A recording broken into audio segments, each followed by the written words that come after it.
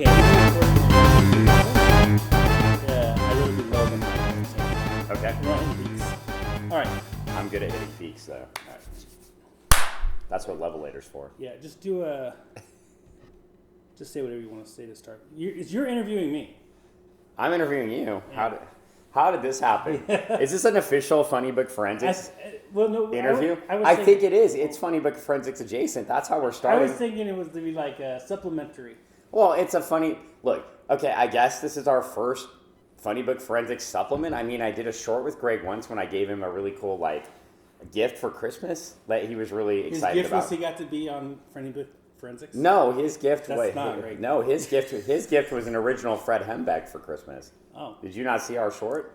Oh, I did see that actually. Yeah, and by the way, like any Funny Book Forensics interview, this is how we start things. So if you're not listening to our podcast, here, you know what? Since we're doing this, Travis, we're going to go ahead and plug the podcast right now because you can find us on project-nerd.com. Home of all political science. Well, no, it's not political science anymore. They've actually made a major shift.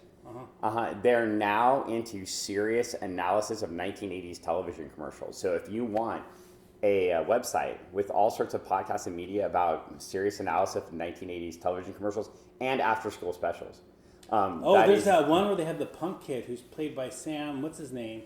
And he has a mohawk, but he's not really a punk. Because punks are actually good people. Bullies are bullies. Punks are not. Yeah, that's true. And there's also that one with Ben Affleck where he destroys the locker room after taking steroids. I don't remember that one. Yeah, I mean, there's some, I mean... The thing I can remember is a very special episode of Blossom. I think every episode of Blossom was a very special episode of Blossom. I just remember one particular one called a very special episode of Blossom. And if you're listening to this right here, Greg isn't here right now. This is actually Travis, Greg's mansion co-author on Starlite. Now, Travis gets mentioned on the podcast often. You might hear us mention Travis when I talk about Travis never listening to us, but apparently he did, and then he wanted me to talk to him for some reason, and I really don't understand why. Well, I'll tell you why. You're in Vegas, and I listen to your podcast, and I like it. I like you, Dan. And I have this thing I've put in front of you. Yes. Well, and for those of you on May 8th, that would be yesterday from when we're recording this, but since you don't really know when we're recording this, I probably shouldn't tell you when we're recording this. But yeah, we just reviewed Starlite number 6. And if you haven't listened to that May 8th podcast yet, I highly recommend that you go ahead and actually read the first 6 issues, which you can get on, I'm going to mess up the website. StarlightKickstarter.com. But you can also get it at Overcast. Overcastcomics.com. So if you want to catch up before... So if you should back number 7. You can get them on Amazon. Apparently you can also get them on Amazon. I don't know anything about Amazon, so clearly I wouldn't know anything about that. There's a reason they're on Amazon, by the way. We just had to put them on Amazon. But I can't say the reason. Oh, okay. Well, apparently they're on Amazon and the Overcast Comics website, and they are, of course, available on Kickstarter. And you'll get, if you order the right package, you can get all the back issues. But I highly recommend reading up to this point because if you haven't read it now, some of what we talk about today is not going to make any sense. And that's okay. Because if you listen to Greg and I, most of what we say doesn't make sense anyway. So, it's par for the course. But we always appreciate you reading along. And now Travis is flipping through all of his books on his desk. And Travis is showing me, I've heard of this team, Power Pack. Now, I feel like I've heard about this team before, the Power Pack. Now, I know the Power Pack has no relationship to some book called Starlight whatsoever, because in this case, there are 4 young superheroes, and of course, in Starlight, there are only 2 young superheroes. They're teenagers in Starlight. Yes. Well, not when they start. No one's read spoilers. No. Well, when they start in Starlight, I mean, these were, I guess you do say they were teen superheroes, but I thought, or you say they're kid superheroes. They were kid superheroes, You say they're kid. Part of the premise of Starlight now is kid superheroes are a bad idea. Yeah. Well, and Power Pack, when they grew up and moved to, the islands in Washington. Oh, well, they were on Bainbridge, not Bremerton. Yeah. So. Well, I mean, if you listen to our podcast on a regular basis, and presuming since you're listening to this episode, probably you don't, but I mean, I have noted that in the past, if you buy one of Greg's books, have you heard Absolute Zero's Camp Launchpad? If you buy a hardcover, Greg will personally send you an MXPX CD with every single copy. And since Greg's not here to deny that, I can tie back to about 7 or 8 podcasts ago when I told you that was going to happen, because we believe in moving to Bremerton, you see. Yeah. Well, it was funny because I had that huge house in Bremerton on the water. And, Starlite starts out in Bremerton. Power Pack ends up in Bainbridge. And Dead Boy Detectives is now in Port Townsend? What is happening? Well, I used to get my breakfast. Yeah, and I mean, and you know, those vampires were in Kalama. Forks. I mean, Forks. No, they're in Kalama. They're in Kalama? I went to that hotel. They were at Kalama High School. Did you not know that? No, that's the other side of the Olympics. Kalama or Forks? Forks. Well, yeah, but Kalama is not. That's just down the highway. I stayed at this little hotel in Forks one time that had the Twilight Room. That was the biggest. I should not talk crap about something. That was not a fun idea. To stay in Forks. Well, no, Forks is fine. It's on the way to go hiking up there. Hurricane Ridge and stuff's out there. Actually, I think Forks has one of the Carnegie libraries. So, a lot of small towns. I don't know if you know this or readers know, but Carnegie started all these libraries. A lot of libraries in small towns are Carnegie libraries because he believed in that education was the best way to defend against now, of course, you mean authoritarianism. Dale Carnegie, right? Who taught everybody how to be a great speaker and stuff, right? Oh, no, you don't mean Dale Carnegie. Oh, okay. You mean the Carnegie with money. Yeah. Oh, okay. Well, I bet Dale Carnegie got a lot of money after he taught everybody to do public speaking. I don't even know what public speaking is. Well, that's true. I mean, I kind of got a degree in it or something. But based on this podcast, you never know that. So, I mean, maybe we should get to the topic at hand. But this is a supplemental podcast to our episode that came out on May 8th on Starlite number 6. Yeah. And Travis has a present for me right in front of me. Yep. You can go ahead and tell them what it is. Well, you see, as an esteemed member of the comic book media, I have finally, not through Greg, because Greg would never, ever give me anything in advance, but I have an advanced script for Starlite number 7, and finally all my contacts as a comic book media expert have come. I guess everything's come due. I'm in Vegas. I've hit the jackpot. You've hit the jackpot here in Vegas.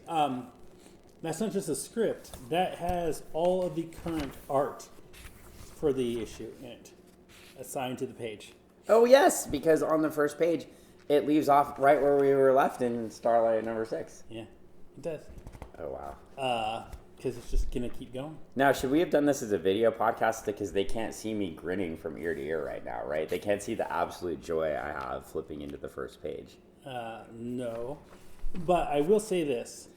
There's one thing about this script that you're going to have to make a decision on air about when we get to the end. Oh, wow. How long is this podcast going to be? Because I don't have to read everything. No, you don't read the whole thing while you're on the podcast. It takes too long. So we'll stop it here in a little bit. But when you get to the last page, when you get done, we'll turn the podcast. I don't want to say any words at all. I'll hit record again. Okay. When you get to the last page. Because you're going to realize that's not the last page. Ooh. And you don't know the ending. Okay. And on the air, I want to know what your decision is. Do you want to see the last page? Because I have it in my office hidden from you. Oh, boy. Okay. So what I do want to say to everybody now, so if you listen to the last podcast, we left off with learning. So basically, the last issue 6, we learned pretty much about everybody who's left. Yeah. Except Mama Cat. Yeah. We learned about their life. Yeah. So we learned about Ern Cat's life. We learned about Roger's life some more, even though we knew a little bit about him. Doesn't she start going by Aaron at this point? Aaron, sorry, I said, well, Ern's her name, but Ern's her. But Sarah can't pronounce it right, so she starts calling her Aaron. I think it's toward the end. I think it's towards the end. She says, I went through this with Greg on the other podcast. Like, how do I say this name? I want to make sure I get Aaron, it right. Yeah. But because Sarah can't say it, she just says, "Can I just call you Aaron?" Yeah. And then, well, and that's in Sarah. And if you listen to the last podcast, I don't want to rehash the last podcast, but that's where I went into my little diatribe about these two kids haven't had a chance to sit down and actually talk to each other because the Space Cats' lives, I mean, it's very traumatic, and they're always like in danger, and their life's always being threatened, and they're living, their whole culture is based on that. Now, I don't know that actually parallels to any certain situation going on in the world right now where there's a whole society that is constantly under threat and is trying to do anything they possibly can to like cope with those threats. Maybe Travis was inspired by something. I'm not going to say you were, but as the reader, I can put those things together. Yeah. And Sarah and Aaron finally get a chance to sit down and just be kids for a minute and talk to each other. And it was such a great moment in the last book. And that's where we really then jump off, and that's where they decide to move forward. And we leave the last book with them trying to come up with a strategy, figure out how to get out of this situation where all these spider wizards are going to take them out, basically. And basically their decision was, well, we leave. But when you get to the end of the comic, it looks like they're coming back in force. And I don't know what's going to happen next. All I see is Sarah standing on a ship looking pretty irritated. Yeah, she does that. Yeah, she's really good at looking irritated. I'm also impressed with the amount of things she can pull out of her pants. Well, I don't know if you've ever worn UFOs, but they have these giant pockets on the sides. They're like cargo pants, but they're made out of parachute material. So they're pretty much perfect for a superhero. Well, it was pretty cool because, like, you could, and they didn't have to wear pouches like they did in the 90s, like in every superhero. So you could actually, Oh, I just think about Jean Grey in that first issue of X-Men, Jim Lee. Yeah. The outfit's banging on her, except she has this huge cargo pocket. Yep. And it's like, well, they ended up everywhere. I mean, everybody had pouches. Yeah. I think Greg said it last episode, pouches and no feet. Pouches and no feet. Yeah. That was pretty common. Yeah. So, but yeah, I mean, that's where we really left the last episodes, or the last episode of the podcast, but also the last issue of this book. You know, I was going to bring something up I heard on your podcast before. I should point something out. There's some really traumatic stuff that happens in 6. And everyone from Seattle that knows my history up there goes, oh, it's related to this one event. And I'm going to be really frank. I've been through 3 events like that in my life. Just one of them made mass media attention, involved a lot of people. But I was in so I'll just be really, really frank. My first girlfriend in high school was actually murdered. Wow. While I was in high school. And it's a stupid situation. It was an accidental shooting. But that was my first kiss. And the second event was I was in Walla Walla DJing with a friend in my 20s. And this guy lost his... In Walla Walla, we don't party in houses in town. You'd go out to like the power line roads. Yeah. And there's houses out there that are just miles from any other house. And a whole bunch of people go there after the bar to one of the houses. There'd be all these people from the bar. We'd have DJs playing and stuff. And that'd be like a huge house party out in the middle of nowhere. And this guy lost his shit and started shooting. And it never made the news. But he ended up shooting someone outside and stalking everyone. And we all had to hide from him for like almost a full fucking hour. While this guy was outside screaming the F-bombs like crazy. Yeah. He was going to kill all of us. And the F-bomb's in the comic. Yes. Yeah. And so, over his girlfriend.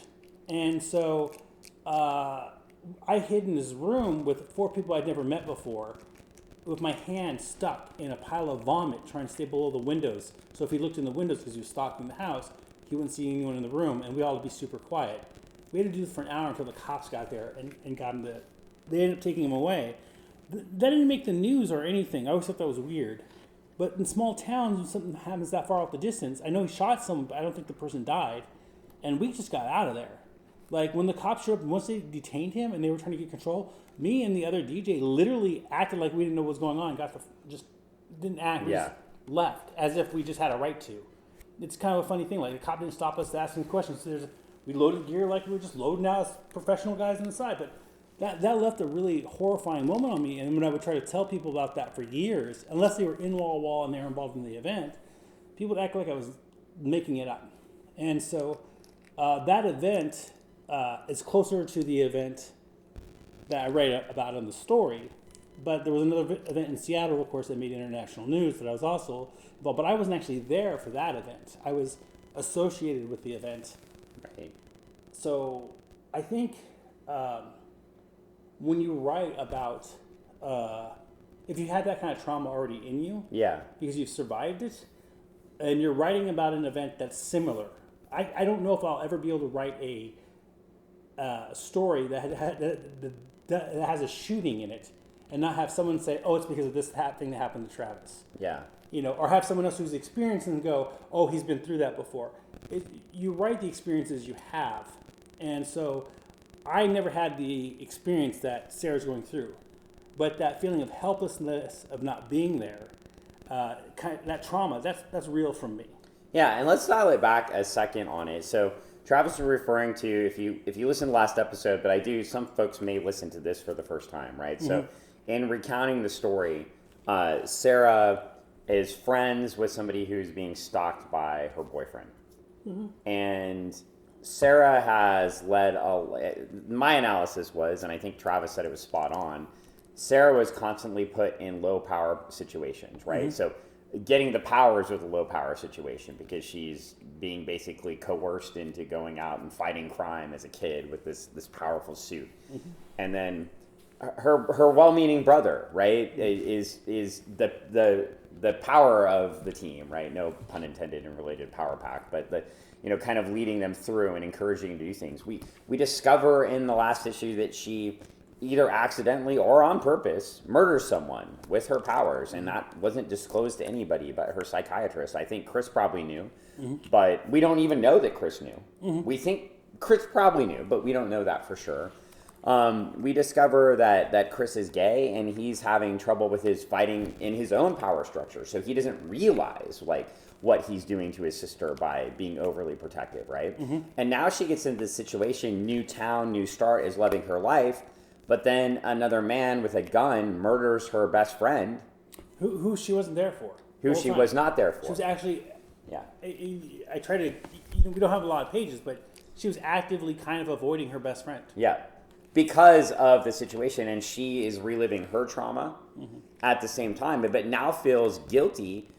And what a terrible situation to be in, right? Where you feel guilty because you don't want to face your own trauma, and then your friend is murdered mm-hmm. by another man, mm-hmm. taking a power position. And of course, in the last issue, I mentioned Roger, who again is always trying to assert his dominance in the situation, mm-hmm. right? And over her, and even interrupting her story. Yeah, he does. To talk about how horrible his story is when he has this happy married life.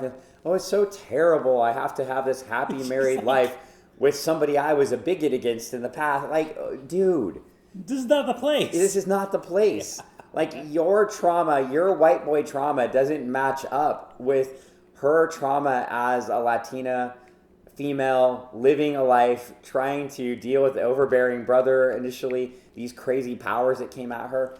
She was just trying to be a kid. You brought another point, which is, Sarah's based on a friend of mine, and I have other raver kids. She doesn't know anything about being Latino. Yeah. She never grew up in that environment. She doesn't have that culture in her. She doesn't speak Spanish. You know what I'm saying? Her mom does. You mean like the Latina culture wasn't live and well on Bainbridge Island? Right. Yeah. So she wasn't raised in it. She's like, my whole life they told me I was, grew up, you're German. I don't know a damn bit of German. I don't know anything about being German. Yeah. Why does that make a difference? A good friend of mine pointed that out, that her life was like that. And that's where I got the idea for Sarah having that was people put that on you. Other people see that in you, but you don't have it. She lives with that every day. Yep. I think, is issue 6 where Roger literally calls her a Mexican? I don't remember if he literally 7. does. Oops. Oh, that may be in the future. But she just looks at him like, what's that got to do with anything? Yeah. Because she doesn't, that's on him. That's his. And that's also, it's interesting. I mean, Roger in himself is a whole, we could spend another hour on Roger. I think, and maybe even more after 7, but yeah, but that's what Travis is referring to, the traumatic experience. And honestly too, if you know how our podcast works, I praise things, but I also take issues with things. And I took issue with some of the language used in the last issue. Yeah, I wanted to make sure it was real. Yeah, and that's one, you're framing it too. And I'm allowed to take issue with it, right? Oh, yeah. Because of my background and my life, right? Well, I think anyone should take issue with how that person acts. But I did that because here's the thing. When you kill a character in a book, and if you don't set it up correctly, people won't believe the killing, and they'll get taken out of the book. Yeah. There has to be a believable, hate-mongering person to have what happens in that issue, in issue 6, happen. And for you to be okay and feel justified with how it goes down in the end. Well, I think, too, when you build that, right, one of the things we were talking about this earlier tonight, and we're talking about it now, right? I told Travis one of the things I appreciated about this part of the story is a lot of the things I referenced in talking about power structures right here a couple minutes ago are things that happened in previous issues. Yeah. So when I was hit with this, right, and I'm hit with the discussion with the psychiatrist, and I'm hit with this traumatic story, it comes out of left field a little bit, but it doesn't from the power structure perspective because you have built the character so well through the issues that I know something's wrong with Sarah because has to take ecstasies or powers, right? Like, that's not normal, right? Like, most people should, okay, fine, we can all go do ayahuasca in South America and untap some sort of inner part of ourselves, Stop making fun of me. But it's not, and I'm not making fun of you here, but my point is, it's not normal, right, to have to use a substance to untap something that is an integral part of yourself. And we learned that the Star Core is in Sarah, right? Mm-hmm. This is part of Sarah, right? So, Sarah, and that's what she's trying to cope with as a character. I don't know if she's going to get there, because I think so, though, because I get the last panel in 6 where I see the power coming, and I'm excited. And I'm ready to get to issue 7. But I want to tie back to the other point. The trauma doesn't come out of work. Chris's story just doesn't come out of it at work. We figure out by the end of Chris's story why he feels the need to protect his sister. Why he feels like he needs to control the last thing he can control. Because as a young gay man who's not out of the closet, he has no control over that. So he's going to try to control everything else around him. Yep. And I'm not saying I didn't have that personal experience in life at all. So it was really easy for me to see. I shouldn't say really easy, but I had to tap into my history and what I saw, right? Like, and you look at those different things now, and then, we're learning all about Erin, and, seeing that what she had to control and how she had to tamper down her own expertise and let her brother basically run himself into suicide to defend her. Mm-hmm. And we get to see that too. And that's the one you bring out of nowhere, and I think that's okay. Because we built up the other characters so well, and we're learning about the cat pirates for the first time in their culture. Well, hopefully you pick up by the end of 6 that her brother did what he thinks he's supposed to do. Yes, he's just trapped in his role. Yeah, and I said that on the last podcast, right? Because their culture is always experiencing constant trauma. Their planet is destroyed. They're trying to just put together. They're trying to carve out one small space in the universe where they can live as a people in peace, and right now it's these spaceships. Yeah. But they're constantly under threat, and they constantly have to do things that other people might think are questionable to keep their own existence. And like I said, has nothing to do with world events. Yeah. Nothing at all. And if you can read between the lines, I hope you're not watching Fox News. That's all. All right, are you ready for this? I'm ready for this. All right, I'm gonna hit stop, and then we'll see how you feel after you get done. When you come back, you'll have to make a decision. All right.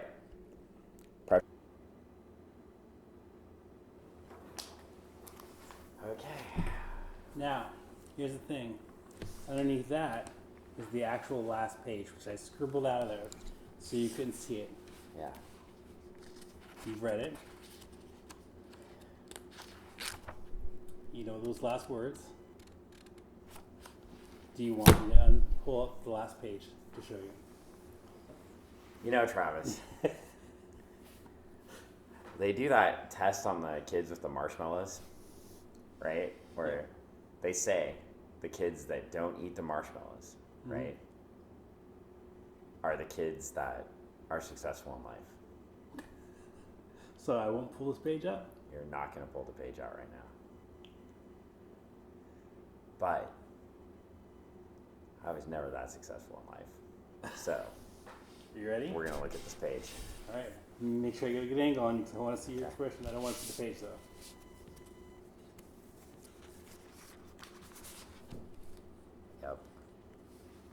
Yep.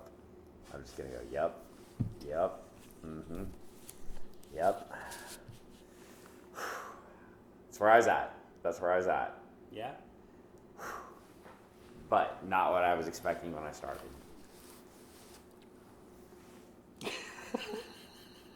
I get vodka. My reward is vodka. My reward is vodka. Do you want me to shoot this now? Yes. On your podcast. It's also recording right now. All right. We are shooting vodka. Travis should know that alcohol does get consumed on the podcast. We did a whole episode where I consumed alcohol every time there was Kirby Crackle in a Legion book.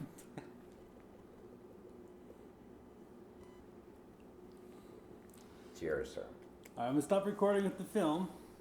I'm gonna post that later on the socials. So, what did you think? Without giving too many spoilers. Without giving too, I'm not going to give any spoilers. So, I mean, besides the one that we know Sarah's flying on top of the ship when she starts the book. So, the simple answer is this. If we're doing the meta, let's start with the meta analysis we were doing last podcast, right? You keep this going. So if you're still wanting to read about Sarah dealing with these power structures that have been placed around her, you got it. You're going to get that. That's going to continue, and you're going to be a very happy person reading this book. So, step one, Travis and Greg were able to keep the story narrative going. And as you might shock you, Brett's, at least I didn't get to see all of Brett's art. I got to see some of it. But Brett's art is obviously amazing. And I think, too, if you look at it from the perspective of, I know, like, from the past discussions, right? Like, part of your struggle with getting to the end of this book was getting to the end, right? Is that a fair statement? Yeah. And Greg, that's one of the things, having a co-author, right, and having Greg work with you helped you get to the end and make sure the right amount of content was there to get to the end. Oh, yeah. Because this was a completely different book. Yeah. Originally. And I think one of the neat things about this book, can I tell them they get an end? That doesn't spoil it, right? No, you can tell me it ends. The book ends. Yeah, In the fact, book ends. Just a note, Tom Orzechowski was brokenhearted when he realized it actually comes to an end. Because he wants.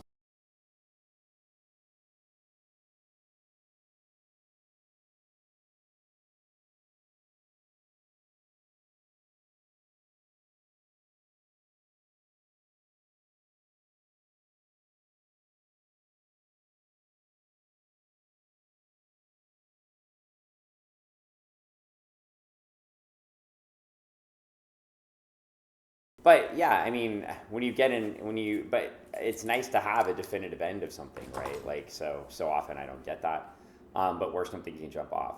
I think the other big thing is when you read this, you are going to be shocked in places. Things are going to happen in this book that you don't expect, but it all makes sense. And that's one of the fun things of a good comic, right? Like, I need a comic with a clear storyline. I need things that are consistent. And Sarah's character is consistent from issue 1 to issue 7, discussed in length on our last podcast. But I shouldn't say our last podcast, don't know when you'll exactly listen to this, but on that one that was released on May 8th, mentioning that Sarah's character is consistent throughout. And that consistency stays here. One of the great things is with your writing, Travis, that you can shock us while at the same time keeping your character consistency. And I'm reviewing another book on the podcast right now. Won't name it here because I don't want to sully the good nature of your book by even invoking the title of that other book, because I've already done that on the other podcast. But that book just uses a bunch of shock and awe tactics to try to get the reader shocked about what's happening to the characters. And just crap, right? Like, they're just killing people in the book for no reason. I'm not saying whether or not anybody dies in this book. I want to be clear. Because there may be no death in this book. There may be a lot of death in this book. because we're not going to do spoilers here.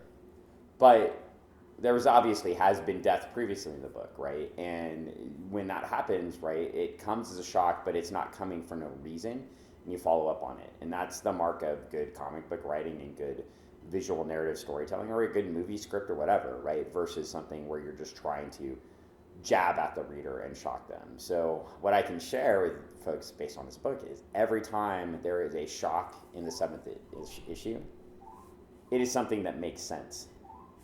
Yeah, and sorry for my ring going off in the background, but if we didn't have a noise going off in the background of something that's related to funny book physics, it would not be our podcast. So, with that said, like, you gotta back this Kickstarter. You need to get the rest. I'm just telling you, like, I've gotten to read the script. I can't wait for the big book, and then I'll read it again 2 or 3 different times.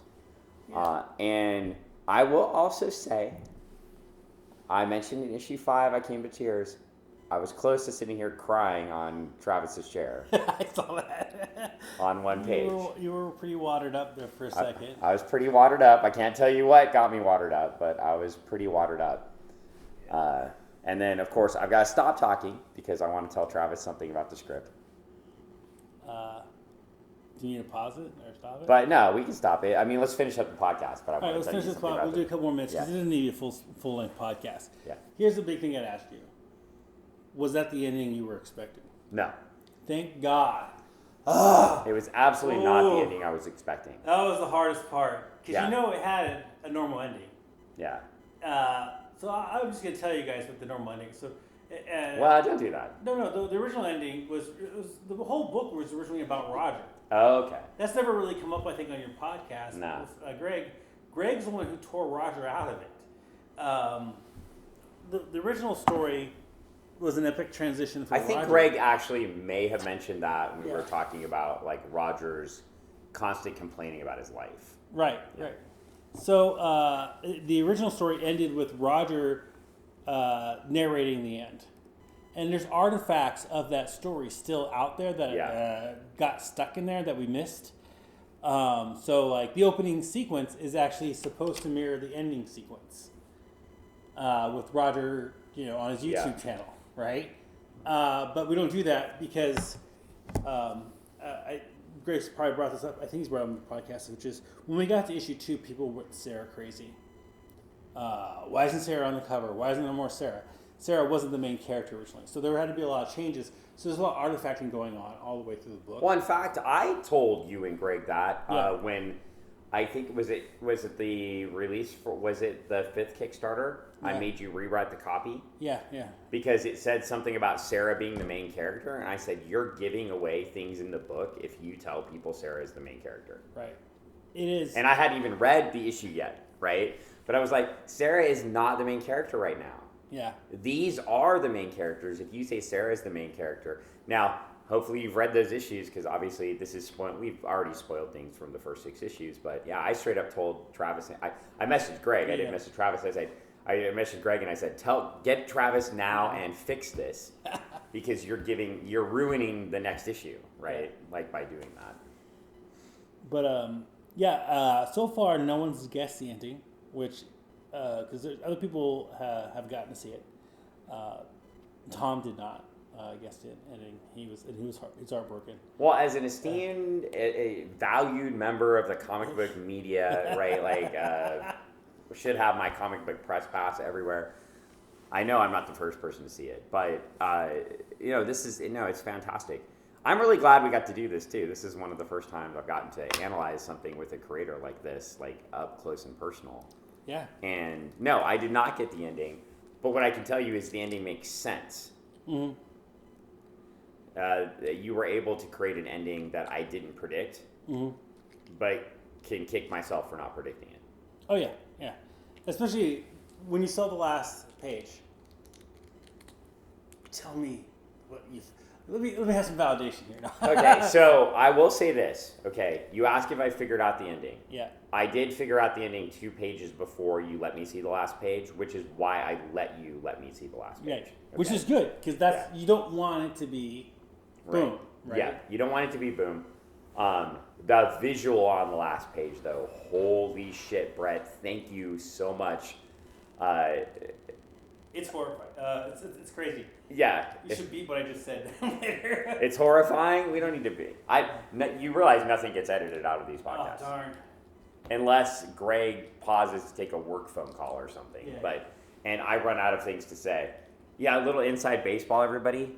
I'm right here with Travis, but if Greg takes a work phone call, you know when I do those 2-minute monologues? Oh yeah, now you know the inside baseball of the podcast. But I'm like Garth on Wayne. I'm like Garth on Wayne's World. Greg leaves and I have no idea what to do with myself. But yeah, no, the art. Brett's art is always good.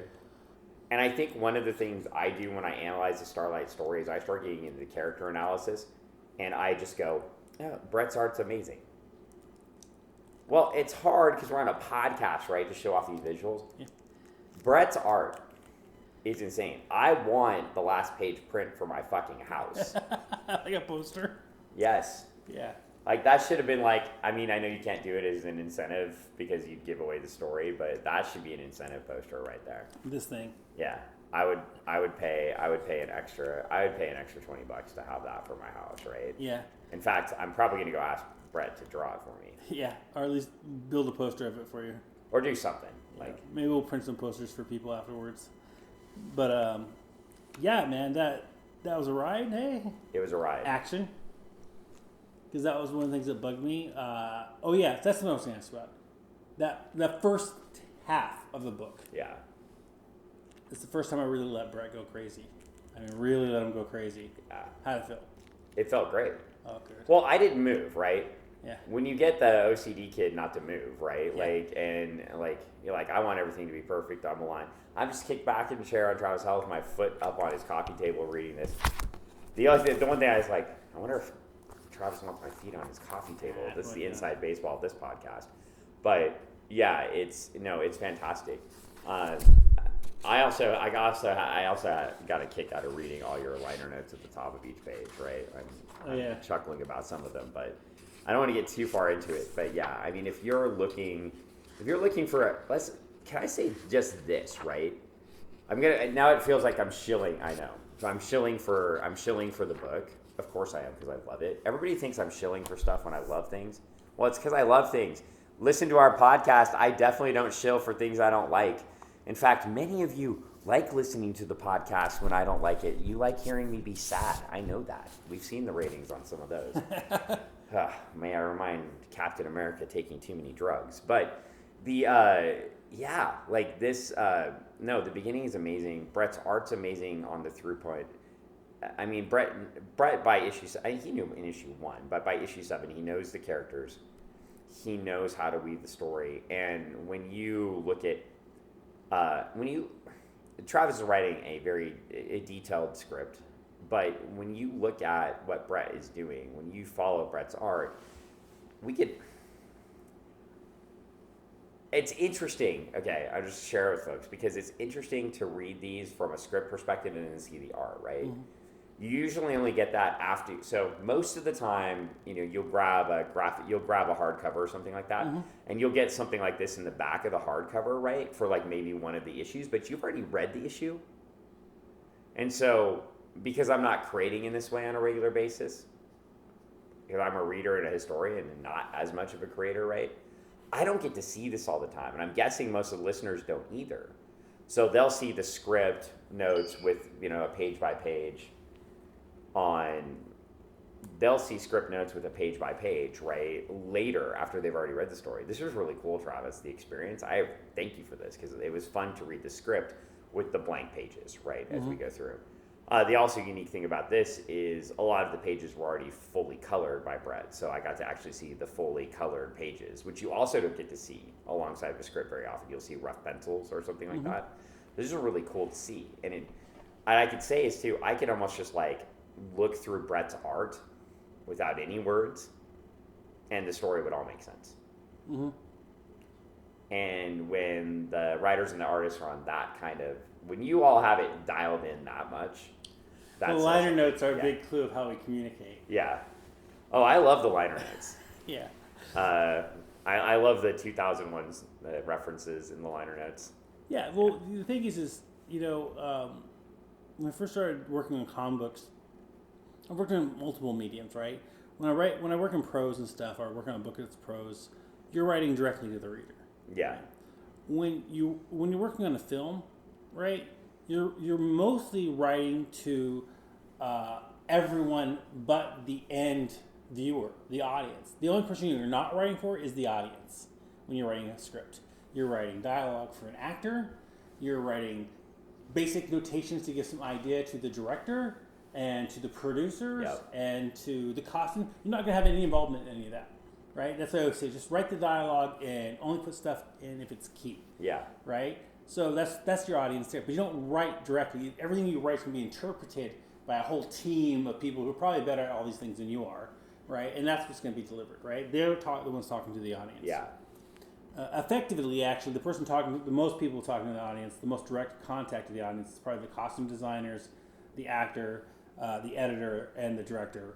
The cinematographer has too, but no one's quite understanding what they're seeing. They're going to mistake that for the director's side. Anyways, and someone in Hollywood's probably going to write me a nasty letter later. But when I'm writing a comic book... They can, but they're wrong. When you're writing comic books, I write to Brett. That's the audience I have. I need him to interpret what I'm seeing in my head. And this is true of Greg, or most good comic book writers, when you see their scripts, you'll see that they don't just say, this happens, this happens. Yeah, that happens, but really good comic book writers, I found throughout the years, the guys, when I was looking at their scripts, wrote directly to their artists. Yeah. And I saw an Alan Moore script once, and it is long. And people are like, oh, he writes these long, but he's writing to an artist who he knows, he understands, and he knows what to say to the artist to get the artist to portray as closely as possible what he wants to portray. Because comics medium is different than all those other mediums, right? Yeah. There's more than just like the visual. People, comics are a visual medium. Comic books are actually a physical medium. Well, you can always go back and edit a script. Yeah. But once you get the art dialed in, I mean, you can edit art too. But bitch. Art is much more difficult to edit than just editing a script. So you can edit a script to match what's on the page, or dial back some of the words so your script isn't as wordy to let the art speak for itself. Yeah. So like those liner notes, I know someone's probably laughing at stuff like, you should probably just drop some ecstasy before you draw this page. Notes in. Remember that scene 6 minutes in on the first cut of 2001: Space Odyssey? Yeah. Not the director's version. They have the satellite dish. Well, I can't believe you would get that in depth about sci-fi, being the person I know. But it's really fantastic, and I'm gonna quit saying fantastic and great. But since I don't get to talk about the book yet, we better stop pretty soon because I'm gonna run out of things. But yeah, definitely did not call the ending at all. Oh, so good. And definitely, there was also, I would just tell you, I mentioned power structure at the start. There was a tie back to something that I had in the power structure conversation in issue 6 that happens again. And I obviously am not going to say what it is. I'm not going to say what it is, but I'll just give you that the ability to thread it and make it continue was fantastic. I'm going to ask you one last question that was important to me. There's this, not the very end, right? But there's a scene in there. Was that cathartic? Yes. And you know what scene it was, yeah. Right after you know what scene. It was cathartic, but actually for me, it was a different scene that was cathartic. But I'm not going to say it. Okay, I'll ask you after we hit stop. There were 2. All right, cool. Because that's the scene I wanted to be cathartic. Do you feel like you understand the Vine better, too? Yes. Yeah.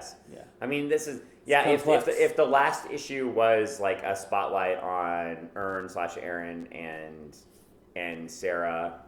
this was a spotlight on the culture of the Vine.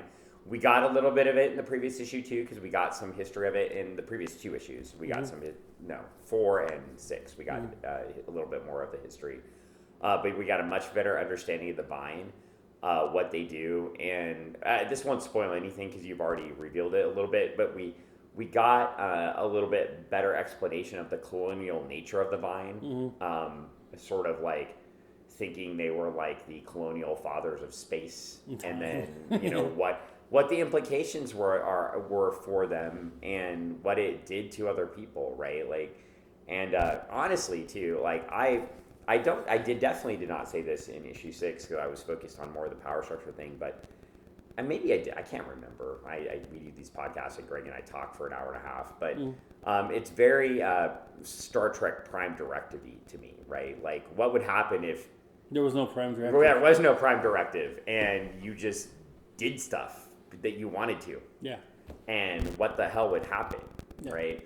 And you get a lot more of that. So if you are a Star Trek fan and you know what the Prime Directive is, then so it's not to interfere with new cultures you come into contact with, right? Until they meet a certain level of technology, right? Standards, so they can hold their own. Their culture won't be crushed by the idea of space travel. Exactly. Yeah. The simple explanation is you have to get to warp before you get contact. It's more complicated, but you can watch First Contact. That's basically when the Vulcans come to Earth, right? Is after they get warp drive and then, of course, somehow the humans surpass the Vulcans in technology magically, because we're humans, right? I don't know, man. Those Vulcan ships are insane. They are pretty insane.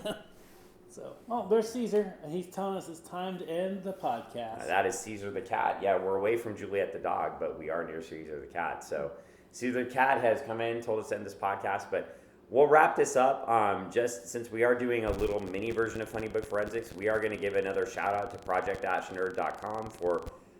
they don't host us, but they publish us, or they publish us? What? Who knows what are words today? They put us on their website and they make sure you have access to it. And we do love them. And I promise you, I'll be nice today. It isn't a political website. It's definitely a site for everything nerd. So go and check out some of the other podcasts that they're running up because of us, they're now ramping up some of their other podcasts as well. So I'm excited to see what they put out there. So with that, also, since Greg's not here, we got to talk about the Retro Emporium in Kent, Washington, right? Oh, yeah, Retro Emporium. Go there. Lots of video games. Relive your childhood. I miss my video games. Yeah, and of course, we didn't mention jiu-jitsu lawyer Paul Boudreau on this one, but if you want the best jiu-jitsu training in the Puget Sound, you can find him on 27th and Bridgeport in University Place /Tacoma, Washington. So go out there, and you can also remember, even though this is an in-between version of the podcast, he's the one making me read Terror Titans. Yep, there I said it. So you can blame him or be happy because I'm sad in every single episode, just like you like. And Travis, do you have anything to plug? I feel like you're launching plug something. Starlite again because when this comes out, hopefully it will go. It's funny, we're launching Starlite on the first day of EDC, Electric Daisy Carnival. So I'm literally going to be doing an hour-long video launch while I get ready to take off to EDC. There you go. I have a whole bunch of ravers coming here, too. It's so horrible. Well, that's going to be an adventure. I feel like Sarah would be proud of you. Oh, yeah. Or creeped out. Anyways, Starlite, Kickstarter.com is the address for the Kickstarter. It should be launched by the time the show comes out. And we have overcastcomicsbooks.com. All right. Well, that's a wrap. So thanks for listening. Thank you, one listener, for engaging with us and listening to us again. Oh, you would have too, because my mom will listen to this. Oh, that's fantastic. We've got Travis's mom, new listener. Thank you, guys. Thanks, everyone. And we'll talk to you soon.